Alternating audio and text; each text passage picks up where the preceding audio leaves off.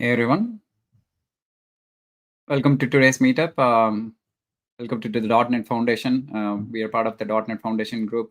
Welcome to the Pittsburgh .NET user group.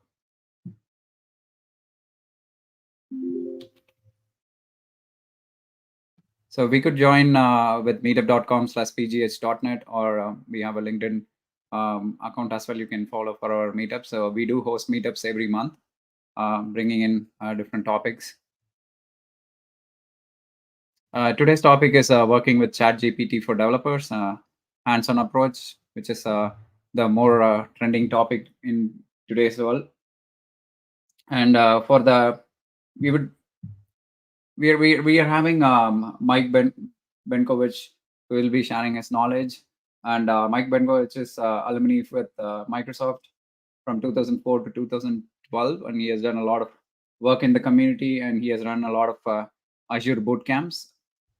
And he started his Toastmasters Club in 2009. He's still going solid and helping others to talk, grow speakers in the conferences. He's also a LinkedIn instructor. He has done a lot of courses in Azure, governance and other stuff. I will bring him on stage. Mike, welcome to the group. Well, thank you very much. And hey, welcome to the ChatGPT for Developers talk. My name is Mike Benkovich, and I'm excited to be here with you today. I've got a bunch of background. You can say, who's Mike Benkovich? There's a bunch of different information you could go to. One of the things is that I'm from Minnesota. I used to be a Microsoft MSDN evangelist, which meant that I did developer tools and help people understand how to use Visual Studio to go out and build cool things like Windows apps with WPF, Windows Phone, Azure, Office, pretty much everything. I'm also a LinkedIn learning instructor, and I've got courses on my website. If you go to benkotips.com, you can download and go through a lot of these courses that I've done. A lot of the things I've got in the catalog right now are around Azure and Azure governance, but I'm working on some new stuff that has got some more AI-ish kind of things. If you're interested in getting together or chatting about whatever, send me some feedback. Mike@benko.com is my email. mbenko is on Twitter, but you can also go to my bit.ly link to Azure Hours, or Office Hours, and we get together on Fridays to talk about anything Azure. My LinkedIn barcode is there if you want to be friends and then reach out to me. I'm pretty good about answering questions and concerns on there. Today we're talking about how AI is one of those things that is really coming into its own. It's this new technology. It's a new way of applying technology to be able to go out and do interesting things, like go out and build applications, be able to work with it. And it's kind of meant as kind of an intro to what is AI and how do I use it? How does it fit in? ChatGPT is a model that's available from OpenAI. We'll talk a little bit about how we can use ChatGPT to use it to write code, to build things, to do interesting things. It's a large language model, so we'll kind of talk about what is a large language model, what does that mean to us. We'll also dive into copilots, the OpenAI service. We'll talk about prompt flow and next things you can go out and do. So hopefully this will give you a good start on diving into AI in today's world. So when we talk about artificial intelligence, the thing that people like to say is that, are we ready for it? Is it something that we can deal with? And reality is that artificial intelligence is kind of one of those things where you wonder, is there really anything to be scared about? But in all reality, it's just a tool. It's a tool we can use to go out and process and work with data, work with information. And to kind of get started with it, I want to spend today doing more or less, more coding and less talking. And to kind of get us into it, I've got a repo, and I can go out here and I'll show you this. So if you go to github.com and you go to Benko tips, and you go say Chat GPT for devs. This is a repo that I've got that has kind of a starting place for working with the code we're going to do today. And I'll make this a little bit bigger so you can kind of see the stuff that's out there. But I've cloned this repository, and I've got it sitting here, and I've got a kind of a startup here. So I've got a README that kind of is telling us what we're going to do. And so this is called ChatGPT for developers. Let's make this a little bit bigger. ChatGPT is a tool you can get to from by going out to chat.openai.com, typing in chat.openai.com. If you haven't done that before, it takes you to a place where you can go out and work with the GPT model. In here, we can do things like tell me about ChatGPT, what it is. And it'll do a good job of going out and trying to include and pull back information from the internet about what is AI and what is ChatGPT. And as you can see, I might not even have to do a whole lot of talking here today, because it's kind of like going to go out and just fill in the screen with information about what is ChatGPT. In fact, I could say, hey, give me a presentation on ChatGPT for devs. And because it's a large language model that's trained on the internet, it'll go out and actually create an actual presentation. So I don't even have to do this talk, because you could go out and you could just watch this. Now, how good it would be? Well, I guess it depends on how good we ask questions. One of the things about AI is that it is a challenge to say, okay, how can I ask better questions? As we can see, it gave us 10 slides, 10 things to talk about. I actually want to do this with some demos. So I can say, show some demos for this. And AI is smart enough to know that this refers to the AI talk that I just presented. So it's actually going to go out and say, hey, you should create a chat interface and maybe do a content creation. Well, I wonder if we'll do that kind of thing.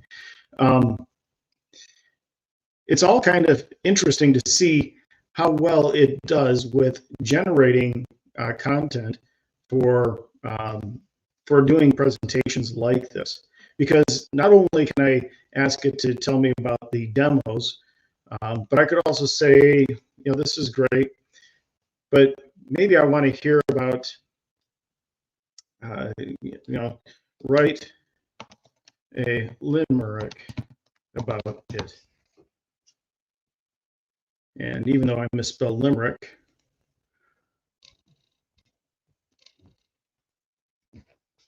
write a limerick. The GPT model, assuming when it's working, does a good job of actually presenting and going through and giving us some feedback. But as you can see, it's not exactly working right now. In fact, I've typed in a couple of prompts and it's not really responding, which makes me wonder what's going on. Well, I was looking at the OpenAI status, and today we're doing our demo, we've got some outages that are actually sort of impacting how our talk is going to run, which makes you wonder, okay, well, if AI is so great, well, how can I make it do what I need it to do when I need it to do it? Let's try this one more time. Can you write a limerick about it? And submit. And it's still not really responding, which then comes back to say, okay, well, what are these large language models and how are they supposed to work? And what do you do when the internet doesn't quite fit? Okay, so it's running slowly. Now I've got it coming back. Here's a limerick. So in a world where AI is a big bet, there's a tool that's quite hard to forget. GPT is its name, conversing its game, but it's slow, and I I'm not sure I can trust it.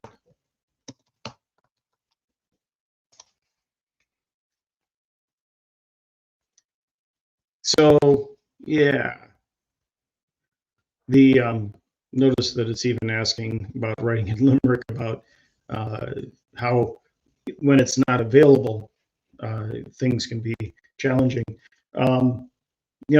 Sometimes I like to dive into this. I say, well, how much can I do with this? How much of the different ways can I process language? I mean, it's good at writing limericks. I can have it, tell me about changing spark plugs on a car, and it's trained on. So what it is it is a large language model, is a decision engine that goes through, and it's basically doing completions of a sentence where it's trying to figure out what's the most likely words to fill out and complete a process. And so it'll go through and then figure out and predict that this is the most likely thing that I want to hear. Now, ChatGPT is one of these tools, but there's other tools that I could use as well. But I can do things like have it write code, write an asteroids game in HTML. Let's do this in HTML and JavaScript as a single file. And don't include comments, but make it cool.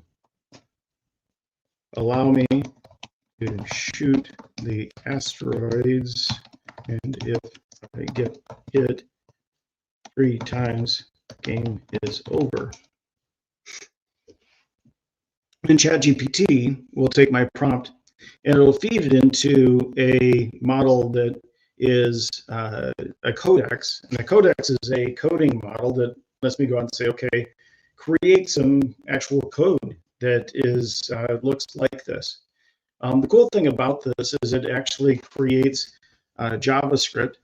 Kind of interesting how slow it's running today, but as I said, the status shows that it's actually running a little bit slow. But you can see what it's doing is it's actually creating actual code for me with functions that will move my ship around and allow me to do things with this.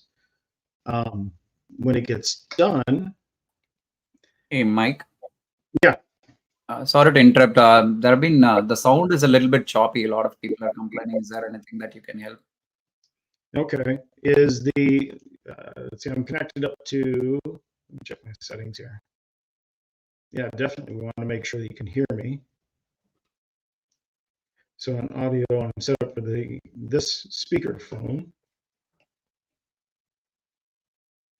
I could try setting up a headset. Let me try that. Yeah, sure. Thank you. Okay.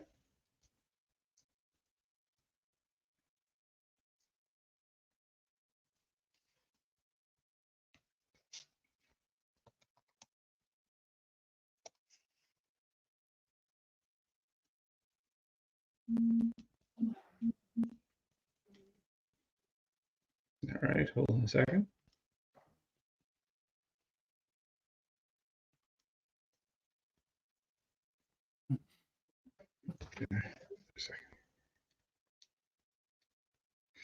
Okay, so if the sound is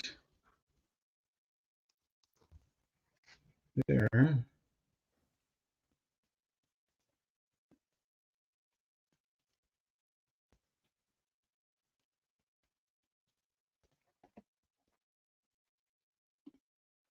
All right, is that changing the sound? Does that sound any better? There is a little bit pop in the end whenever you speak, and it kind of it's a little bit better, I would say, but still there is a popping. I don't know what's the reason. Try this. Does that sound better? Yeah, this is much better. Okay. All right. Thank you. So basically right now I've gone out and I've asked ChatGPT to create some code for me that draws and creates a game. I can, maybe even use this and actually see if it works. So the code snippet does a bunch of different things. I think the best way to see what it's doing is to actually go into our application. And I've got a ASP.NET application here where I've got a chat application. I've got a page that's called index. I can actually add a new page here. So I'm going to add a page, call it asteroids.cshhtml, and I'll put a page directive on here, and I'm going to paste in that code that ChatGPT created for me. And if I did this right, and I say go ahead and run this, I should be able to go out and build it. And if the build command works, I'll do a quick restore on the project. And then depending on the speed of my internet, I should be able to go out and see if my code that we created in ChatGPT to do an asteroids game, this stuff actually works. So let's come back to, here's our game.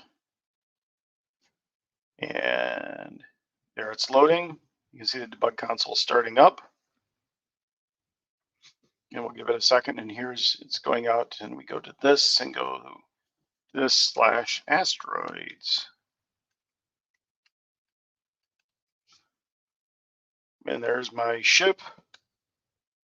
I can move it,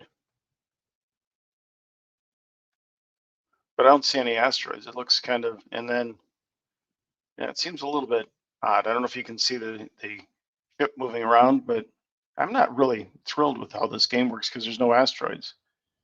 So what I would normally do is go out to ChatGPT and yell at it and say, hey, there's no asteroids in the game. Make something for me to shoot at. So it'll actually go out and say, yeah, well, okay, looks like we missed a few things. So it'll regenerate some code for me. And the nice thing about this is that I could go out and figure out how to do this myself, but this is like having a junior programmer or another person, another assistant, if you will, helping me out by doing the JavaScript type of coding that would normally be, time that I would have to spend doing this. But allowing it to finish its work, and we'll give it a second, will let me go through and be able to create a game that has been refined to actually work a little bit better. Because I can see that my chat game is not looking so great. Let's go back over here to this. Let's go ahead and stop this page and then go back over into our code. And right now I've got asteroids. So I'm going to create a new page. We'll call this asteroids 2. And we'll call it CSHTML2. And then in here, we'll have a page directive. And then I'm going to add the code that it just generated for me, which should be right here. So it's checking collisions, still doing some generation because ChatGPT seems to be very, very slow today.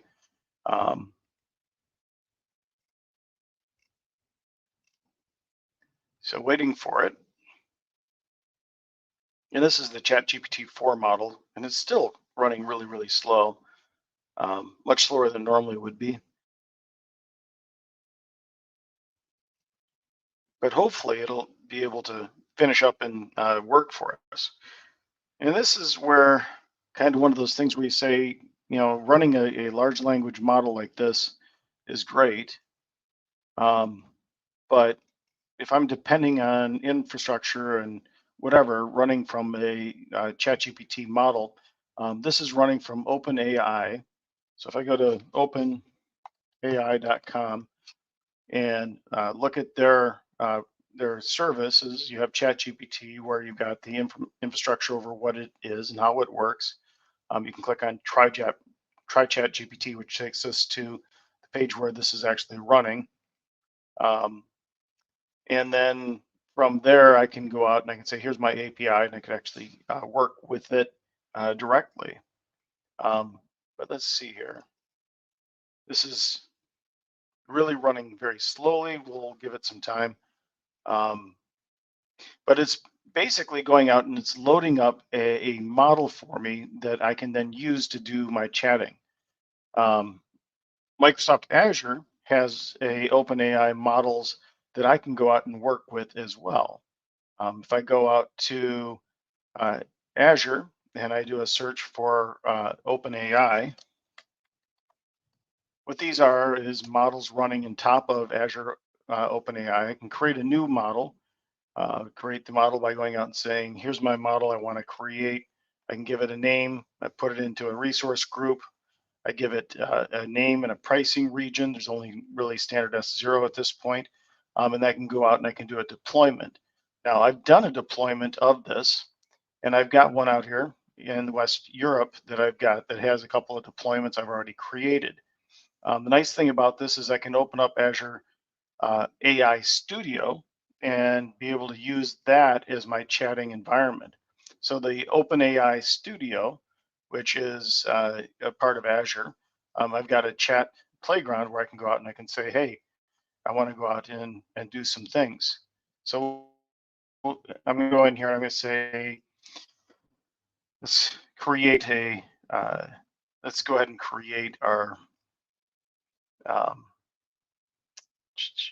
let's go ahead and create a model here. So I've got a thing where I want to create an asteroid game, and I've got some code here that just basically describes what it is I want. So I'm going to say here, create an asteroids game in HTML and CSS, and I'm going to do this inside of this. And it says, guess what? I can't do this. And I say, yeah, here, replay this chat. And it says, I can't do this. Interesting.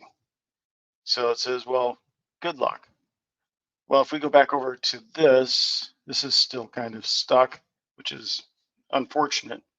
But I do have a tool called LM Studio. LM Studio is a large language model where I can run a AI studio inside of my own machine. If I download this and I open it, I end up with a tool that looks like this.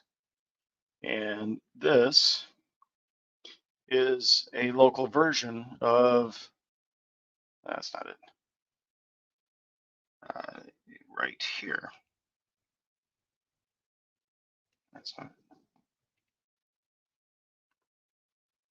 So this is LM Studio, Large Language Model Studio, where I can go out and I can download a model. I can run it on my local machine. I've loaded this thing called Code Llama. Code Llama 2 is a state-of-the-art coding engine. And with it, I ought to be able to go out and do some coding with it. So let me go out and load the Code Llama. And then I'm going to refresh and reset our environment here. So I create a new chat, and I'm going to paste in here, create a OpenAI thing. And here you can see it's actually going through and doing the same type of coding that ChatGPT would go out and do. Thing is, it's running still pretty slow, and I would like this to run fast if I could, but at least it's running. So the nice thing about this is that when it gets done, I can say copy this code like this and say copy, and then I can take that into our game, and we go to my Asteroids 2 page. Let's paste this in, and if I do an F5 to run it, it should go out and actually run our AI, our game. So this will go out, it's building it, and then we can open it up here, and I go to this, Asteroids 2, And here I can see I've got 2 dots. It's not quite working, so it's not exactly what I want. So maybe I need to do something a little bit more interesting than that. Let's go back over and see if ChatGPT has decided to finish, and it did. Let's see if we can try this code. Say copy, open up our game, take this, let's paste that in. And then we can say restart.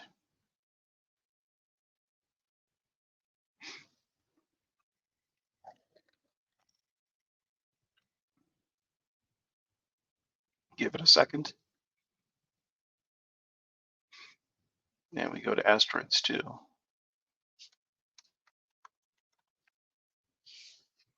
And there we've got asteroids that we can shoot. And like that, we've got a game that we can go out and play. You might say, okay, cool. Well, here we go.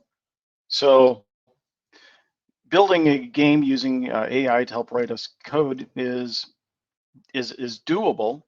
It's actually a lot faster than that in normal times, but today it just seems to be the state of the internet that it's running a little bit slower. So we can go out and we can play a game, and we can create applications that are taking advantage of AI. AI works really well when you got some scenarios such as grouping, organizing. The large language models are really good at summarizing, providing insights, writing human-like text that looks like something that a human created. And it does that by going through and saying, how do I figure out what I'm going to say based on what do I know on the context that you put into it? A large language model is like all AI is really based on math. There's a lot of math to it. But GPTs are the generative pre-trained transformers that provide a text output based on the input of something you ask for. Code generation is created by codexes. Uh, Summarization, conversation, or large language models like GPT, GPT Turbo 3, 5, 4 are some of the newer ones. It can also be used for creative writing. But the key is understanding how does it work. And a large language model is basically a prediction engine. If you were to take, for instance, a Wikipedia article about cats or about dogs, and you said, okay, well, what's the most likely letter that's going to be in it? And you counted up all the letters in that document article, you might find that there are more E's than anything else, or E's, T's, and there's very few Z's and Q's. But if I was to say, okay, well, given a given letter, what comes next? Um, what I would end up with is what's called a 2-gram. And that's where, given the first letter, what's the next most likely letter to come after it?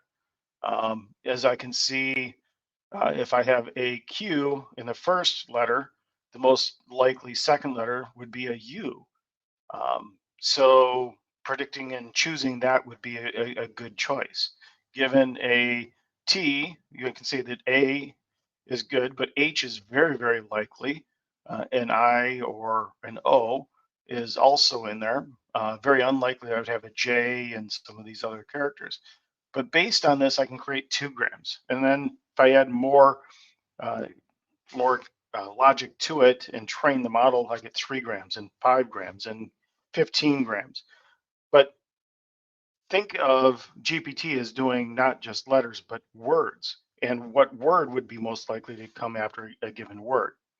So you look at a large language model and you say, what comes next? Say, what words are related to a cat? Well, the next word would be dog is most likely, or kitten, or raccoon. And there's a certain percentage likelihood that one of these words is going to come next. It also uses neural networks, so it knows that certain things are related. Uh, Given a dog, that there are raccoons and dogs and puppies, but not necessarily kittens or ferrets. That there's rabbits and pigs, and a neural network is kind of a project created by Word2Vec, project by Google in 2013. And then based on these neural networks, creating numbers of dimensions that you can connect things. The GPT in OpenAI works with a number of different dimensions. And in the GPT-3, it uses 12,288 different dimensions, which means that it's taking that neural network and expanding it out in so many different ways. Now, beyond that, we have transformer layers, which are basically taking what that neural network had in that word vector, and it's turning it into what's the most likely thing. So John wants his bank to cash the, and what's the next thing to come. One of the things that was talking with a friend, and they said that they've been married for 20 years, and he and his wife are at a point where they can almost finish each other's sandwiches. You might say sandwiches. That's not what I expect you to say. I expect you to say something like, whatever. But the prediction, injecting some randomness into that is always going to make it that much better. So, history of GPT. The first version of GPT came out in 2018, and it had 111 million parameters, which means that's how many different directions that things could go. In the sequel, they multiplied that by a magnitude to 1.5 billion parameters. In 2020, it was 175 billion. So that was ChatGPT 3. Now you can imagine that 3, 5, and 4 are expanding at just a exponential rate, that the number of parameters and layers that are going into this prediction engine is just mind-boggling. If you want to dive into how it works, one of the tools that you can use is the tokenizers on OpenAI. So if you go out to platform.openai, open up the tokenizer. What this is it's a way to take some text, and let's go ahead and put some text in here. It's a beautiful day in Minnesota in February, and I think that I would like to make some tacos because we really like tacos. And as I can see, as I type in text, that the number of tokens that are created down the bottom are roughly, 1 or 2 tokens per word. It's like 3 or 4 characters each. And so being able to do that and create some text, it allows us to create some tokens. Now, the tokens is the text, and it's basically taking some characters that are on these words, but it's actually an array of numbers. And if I take the token IDs, you can see here's the word token IDs that are associated with the text that's above. So and another example is that you've got a sequence of characters, maybe 1 or more tokens, but like indivisible is 2, you've got don't is 2. And you can see how this is going to go out and create a array of token IDs that then we pass into the engine, and it then returns back the results, which is what is most likely to come next. So the platform tokenizer is one thing. The other is a playground. And this was not working just a few moments ago when I went out to it. It is like just loading. And so I've got a couple of options we can do to kind of show something instead of that. But here's where we're going to come back. Using those tokens to create the array of what that input is, we can run it against vector databases and apply a retrieval augmentation pattern to give us more value in the output that we're going to work with. When I think of what is a large language model, I think of it as being almost like a dovetail jig. And when I say dovetail jig, it's like, okay, what do you mean, Mike? When I was a kid, we went to a place in Virginia called Williamsburg, and I remember going to the cabinet shop and watching the guys build these beautiful cabinets, and they had these beautiful dovetails, and I thought, someday I want to do that. And so I went home, and at some point I was going to make a desk, and so I thought, hey, I'd like to make some dovetails. So I got out my saw and I cut and I put it together, and the dovetails didn't really work, and second time through it was a little bit better. But I ended up going to the hardware store and buying a dovetail jig that was able to cut the dovetail perfectly every single time. And being able to go out and cut that and put it together is sort of like what you get with a large language model, in that it is like a dovetail jig for language, and that it's able to process and bring together um, in a beautiful way the uh, the output. So let's see here. And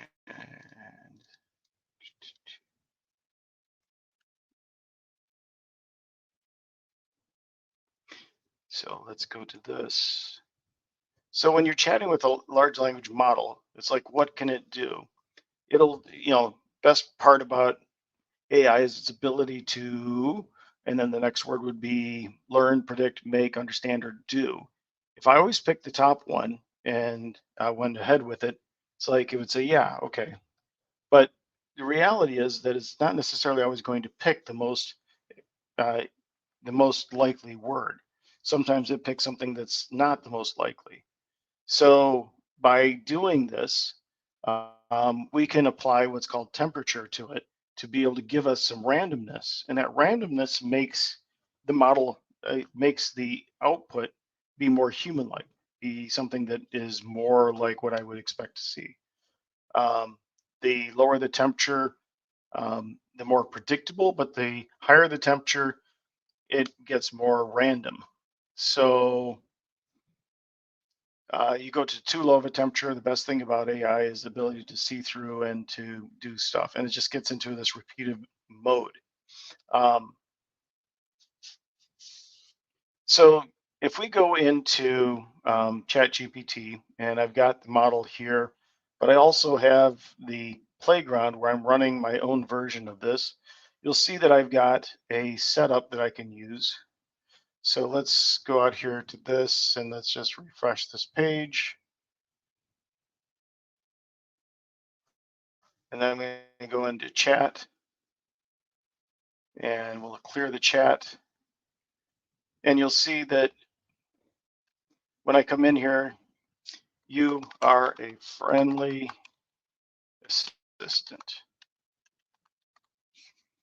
That I can have a system prompt that is going to basically specify how I want my chat GPT to respond. And in here, I'm running a deployment of a Turbo 3.5 that I put in. I've got some parameters where I'm putting in a temperature. I've got the length of response that I want. If I can make this longer or shorter. I've got some other stop sequences. I can specify how many tokens. And I can come down and I can say, it's a beautiful February day in Minnesota, comma, I think I'd like to make some tacos.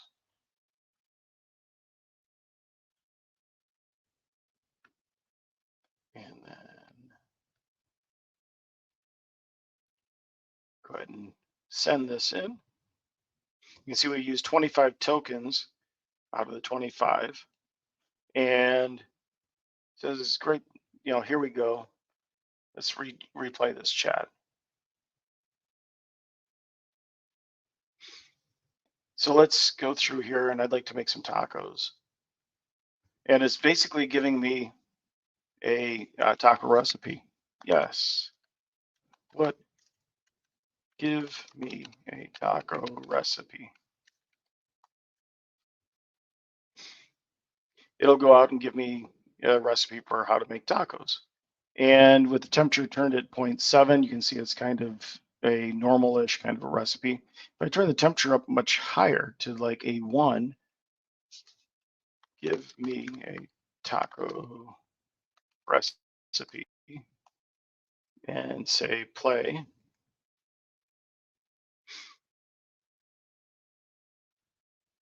It's pretty similar, but if I turn this down to 0 or to 0.3, and actually just replay the chat, it gets to be pretty predictable. And getting all the way up to 1, even there, it's still pretty predictable. It's too bad that I can't get the playground to work for the OpenAI, because that studio actually works a little bit better than this one. Platform.ai.playground, and it's still down. So coming back over here, I've got the ability to go out and specify how I want my response to be given back to me. I've got a system message, which is actually one of the things I want to talk about, is how do I make the environment work where I can kind of control how I want this thing to respond. And let's go into this and go to just a second here.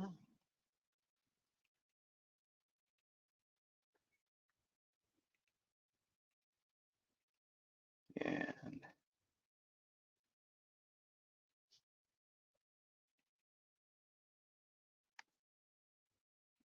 over here, you can see I've got a spot where I'm telling it how I want this to work. And I've got a prompt, and I can add data to this, and I can specify how I want my template to work. So I can say, here's a template. I've got a system message, and then I might have some examples of the kinds of responses that I want. I can go down, I can say this is an IRS tax bot, and say, yeah, this is an IRS tax bot whose primary goal is to help users with their taxes, provide concise but polite, answer questions truthfully, don't answer questions that are not related to tax procedures. So if I said, create a taco recipe, clear this and say, it's a beautiful day in,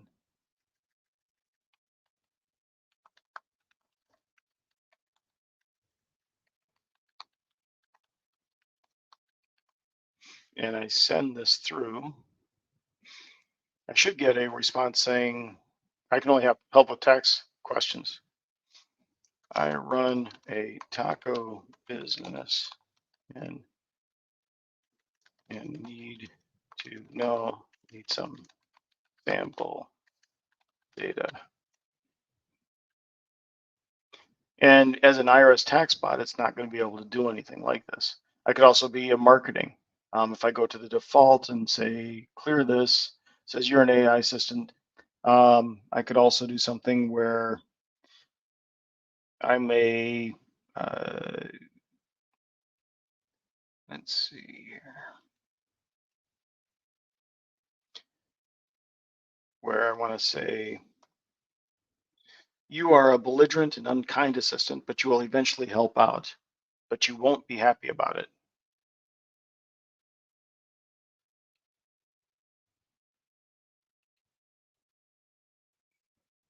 So let's go into here. You are a belligerent and unkind assistant, but you will eventually help out, but you won't be happy about it. And then we can apply these changes and say continue. And then we can say, go ahead and clear this chat. And then let's try rerunning it. It's a beautiful day in February in Minnesota, comma, let's make tacos.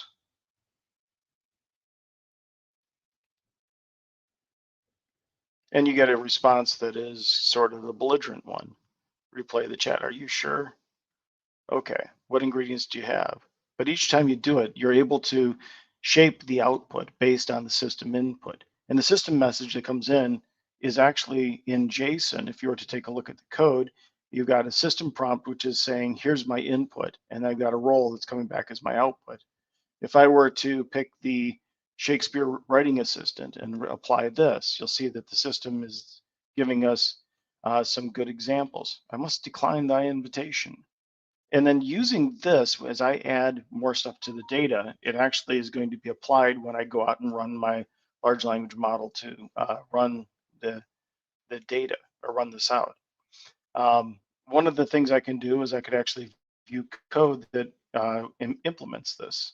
If you're using Python, JSON, curl, C#, I'm using C#, and so I can go out and I can actually see how the C# code could be written to implement and work with this deployment of this OpenAI model. And that's kind of the last thing I want to do today, or one of the things I wanted to do was how to make that work. So in my application, I've got this AI pages. I've got a asteroids. I can go out and I can add a page for a chat engine, and I could either do it on the index page or I could add it to a new one. I think maybe doing it on the index page would be just fine. So I've got some ASP code that I put in here for chat. It's on the index page. And so after my hello world, I've got a little chat input that I'm going to do, which says go ahead and type in your message. And then I've got some go out and play things around. And then in my code behind, what I'm going to do is I'm going to replace the code that's here. I'm going to say my chat on get, which is going to basically go through here into my index model. And in my index model, it's going to go out on the on get. When I post a send message, it's going to basically go out and do this OpenAI client. But in order to do that, I've got a package that I need to add. So I'll go ahead and add this package by coming down here and doing a .NET add to this, and we'll call this to code slash my chat, and we'll add that package for OpenAI. Once we've restored those packages,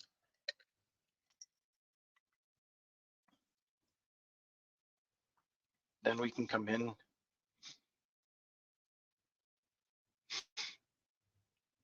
and if I minimize this and scroll down, you'll see there's still a couple things here. I need to add a using statement. So did this add it? It did not. Gave an error. So try it again.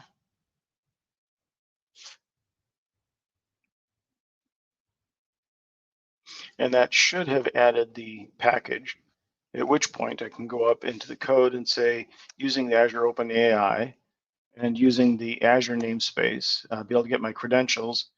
It'll give me my API key, and using that, I can go out and I can create a completions. So my model name is going to be the model that we've got inside of here, which would be my deployments. So if I look at my deployments, I've got a deployment called Benko 3.5 Turbo. So we'll copy and put that into our application. And then it's going to read the API key and the API URL to be able to go out and basically run a chat completion async to return back the AI stuff. And I've got my system message coming in saying it's your AI system that helps people find information. And then I'll pass in the actual message, and then I'll do the completions with the temperature, the length, and then some other options. But using that, it should then give me some data coming back. And what I need to do is to add some app settings to make this thing work. And so the app settings,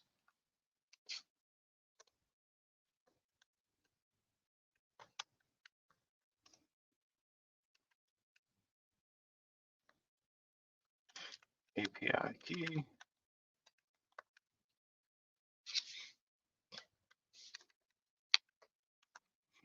and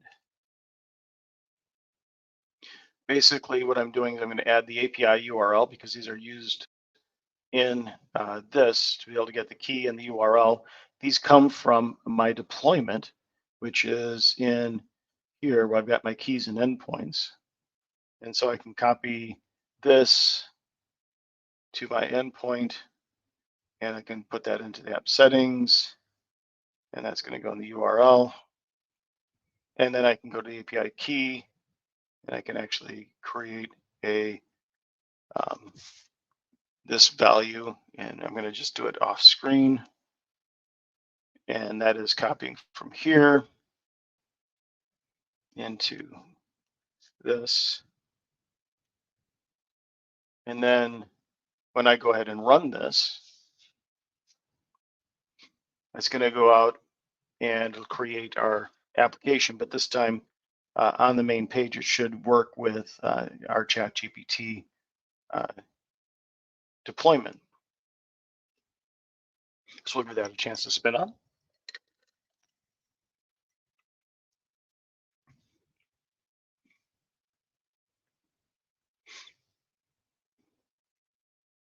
And we'll give it a second here.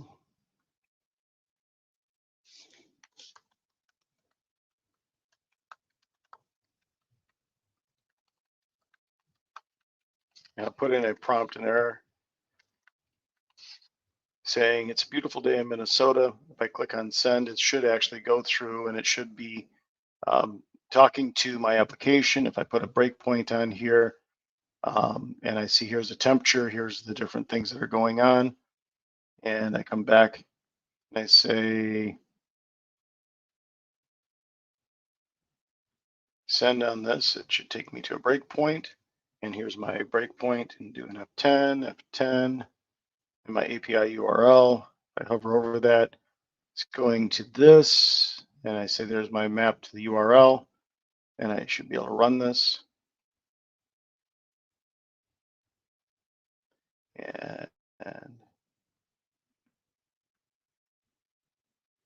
And it gives me an error. So there's something in the OpenAI service that is having some issues.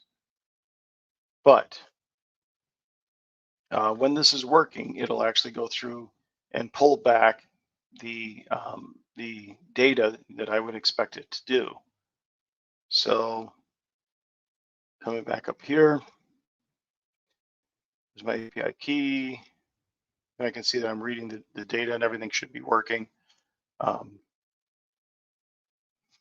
So building code that goes around APIs and endpoints is good. There's also the GitHub Copilot. Copilot is a tool that is built into, it's an extension to Visual Studio and VS Code. And using that, I can actually go through and I can create and work with code. The nice thing about that is that I can, let's take this and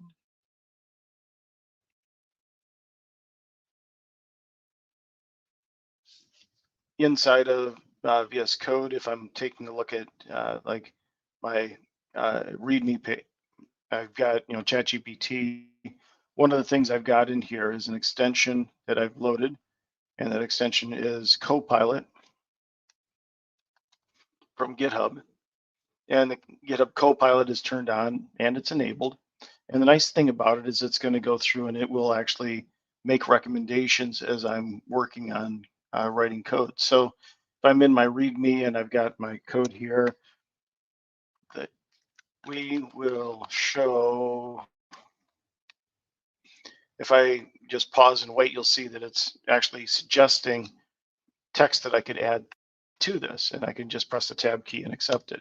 And what's actually happening in the background is that and there's some prerequisites, is it's actually connecting to the service and suggesting things that I could do. So if I take a look at the output and I go from here and I take a look at my GitHub Copilot, scroll up here, and it's up here. Here's my Copilot. Is I can see the request. So if I come down, I say, first thing is going to be, and it says, there's that. And as I do this, it's actually streaming and pulling back feedback saying, this is what you probably want. One of the things I can do with Copilot is I can do a control enter. It'll open up a window that'll load a bunch of suggestions. And the suggestions over here can be up to 10 different ideas that you might want to include. So I can say, go out and accept these different things. Nice thing about it is that if you are interested in how it can go out and write code for you, it's a quick way to be able to make that happen. I can also go into our code for our index, and I can say, here's a comment, add to numbers function, and it's going to suggest a on get, and inside of this we can say, function to add two numbers.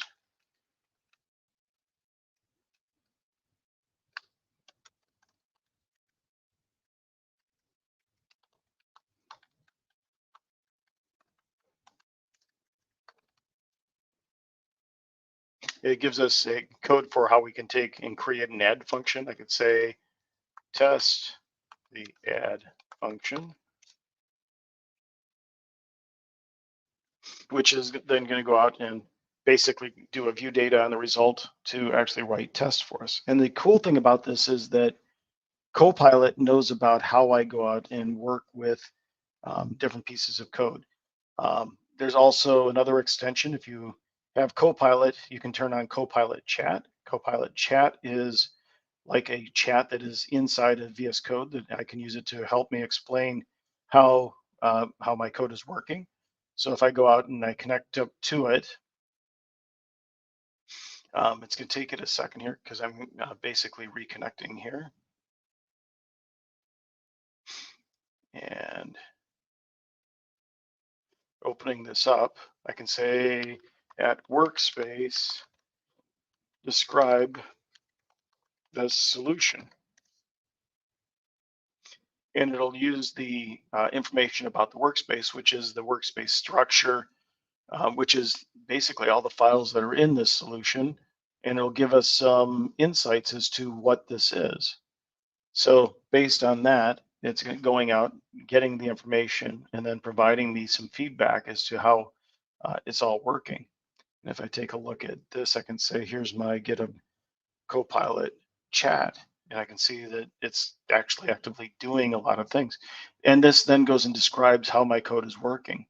One of the things I really like about Copilot is that, for instance, I've got a script that I created that goes out and builds this that I can use for creating this project. I can take this and I can say Copilot chat, reorganize the build it .ps1 using functions. And it'll go through and figure out how to write functions that can do the same kind of thing. Are you seeing my screen, by the way? I assume you are. Yeah, we can see it, Mike. Okay. All right. So Copilot and Copilot Chat are some great tools that I can use in VS Code and in Visual Studio to help me go through and create things. One of the things about Copilot is that it is not perfect, and it is not creating production-ready code. It is writing things that are based on code practices that it's learned from repos that it's used for training. And it also will follow coding patterns of things that I've done inside of my own repo. You need to pay attention, you need to test it and make sure that it's doing what you expect it to do.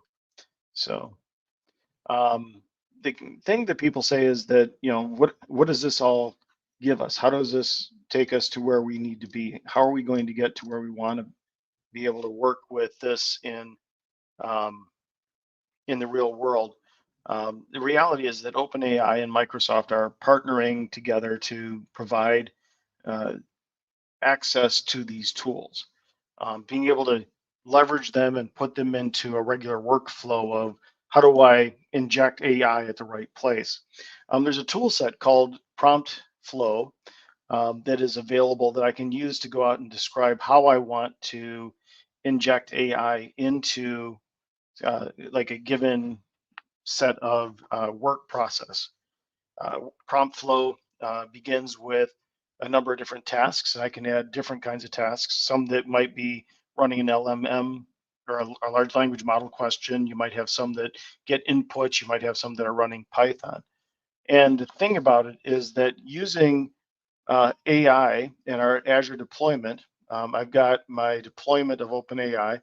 I can go out and I can also go to my machine learning, my ML workbench. And so I've got a machine language workbench that is a machine learning workspace that if I go out and open this up, I can go out to where I've got my workspaces, and I can, inside of this, confirm. I can come in, I can say, here's some different things I can do with the machine learning workspace. One of which is going to be prompt flow, which is a new task that's available under authoring. So if you go in ahead and you say, open up my prompt flow, it'll go out and show you, here's some different things. A couple of them I created in Ask Wikipedia that uses ChatGPT 3.5 to make my answers more relevant, or one where I'm bringing my own data. When you go out and take a look at how prompt flow is designed, it's basically got a number of different tasks. So I can go and say, add an LMM task that has a prompt that we take as our input, our output, and then based on these inputs, then go through and do these different things. So in here on the right-hand side, you can see the order of how this is working, and I can use the designer to say, okay, well, I'm basically going to go out and embed the question, search the question, generate a prompt context, and then using that and the other inputs, give me my prompt variants to answer the question with, which then comes down to the outputs. Prompt flow has a lot of great possibilities for building out very complex and interesting workflow. And I encourage you to go out and give it a try. So coming back here.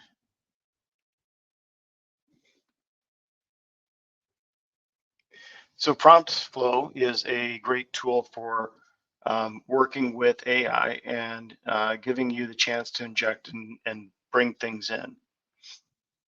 So you might say, well, what is it that all of this means to me as a developer? It means that, there's some lessons learned here. There's some things that we can do, and we need to learn how we can do a better job. How do we ask better questions? How do we get good at using this? And that comes back to practice, to, diving in and not being afraid. It's important to remember that doing things right is not the same thing as doing the right things. And AI gives us that opportunity to try to identify what are the right things that we need to go out and do. So I hope this has been useful to you. And at least it's a start on diving into working with prompt flow, working with OpenAI, working with ChatGPT, working with the Azure services, working with .NET, and doing some coding with it. Hopefully it's the kind of thing that you can use to go ahead and do some stuff with. So if you have any questions, I'll hand it over to Bella and Bala as we kind of bring this back in. Thank you, Mike, for the wonderful session. I did have one question here in the chat. Okay. Just throw it in the screen. Okay. So question is, can I use it for building code, but can we also use the Copilot for debugging existing code? And the answer is yes. Copilot has got some really good capabilities for doing debugging. I didn't have a chance to get into it, but think of it as something that can help you identify, what's the root cause of different errors, or how did I get to where I'm at? Explain the flow of the stack flow or the stack dump. So yes, you can use Copilot to do a lot of debugging as well. The one question from my side is, do we have anything plugin similar to this for Visual Studio? I believe you showed for Visual Studio Code. I showed this for VS Code because the extensions there are easy to get to. In Visual Studio, if you open up Visual Studio, here I've got Visual Studio open. You just need to go under extensions, go to manage extensions. And then from here, I think is where you'd say, okay, online, you've got Copilot. And Copilot is you're able to install it, do the Copilot chat. And when you download and install it, it'll add that. So then the next time you run it, it'll go ahead and do the setup for you. So yes, you can do it inside of Visual Studio as well, and you get similar kinds of prompts. One comment from Lance. Yeah. Hey, Lance. Can you use Copilot to write unit tests? And the answer to that is absolutely yes. That is one of the key use cases that it was designed for, is being able to go out and write unit tests. So you can go out and make sure that things are going to work. Thank you. Okay. Any other questions from the audience? Okay.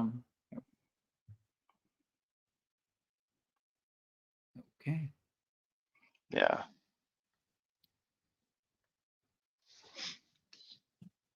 All right. All right. I think that's it. And thank you very much, Mike, for taking time and giving this wonderful session. And ChatGPT Absolutely. being the main topic, or like the exciting topic at today's, and a lot of people started already using that in their day-to-day development. Mm-hmm. Well, and we'll see you on the road if not before. But thank you, and happy coding. Thanks everyone for joining us. We'll see you next month with another exciting topic. Thanks all.